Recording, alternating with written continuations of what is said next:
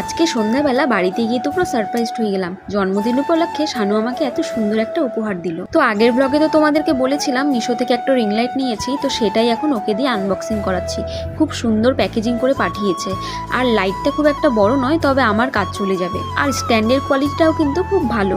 আমার যেহেতু ফোন ধরে দেওয়ার কেউ নেই, সেই জন্যই কিন্তু নিয়েছি। আর হাইটটা তো দেখতেই পারছো অনেকটা লম্বা। আর এটা নেওয়ার একটাই রিজন, যাতে আমি রাতেও ভিডিও করতে পারি, সেই জন্য। তারপরে সবকিছু সেটিং করে নেওয়ার পর এখন কিন্তু লাইটের শেডগুলো সব চেক করে নিচ্ছিল। তারপরে সন্ধ্যাবেলা একটু দরকারে বাড়িতে গেছিলাম, আর গিয়েই তো পুরো সারপ্রাইজড হয়ে গিয়েছি। আর যাওয়ার সাথে সাথেই শানু এটা হাতে দিয়ে বললো, দিদি ভাই হ্যাপি বার্থডে। আসলে আমার বার্থডেটা হলো কালকে 10ই নভেম্বর, আর আজ ছিল 9ই নভেম্বর। তো গিফট পেয়ে তো আমি ভীষণ খুশি। ও যে এত ভালোবাসার যত্ন সহকারে আমার জন্য এটা বানিয়েছে, এটাই কিন্তু আমার কাছে অনেক বড়। আর এখানে বানানটা একটু ভুল লিখেছে, যাই হোক আমি কিন্তু ভীষণ খুশি হয়েছি। তারপরে মা এখানে আমাদেরকে দিয়ে দিল চা। তারপর চা খাওয়ার পর দেখলাম মা এখানে পাস্তা বানাচ্ছে, তারপর পাস্তা খেয়ে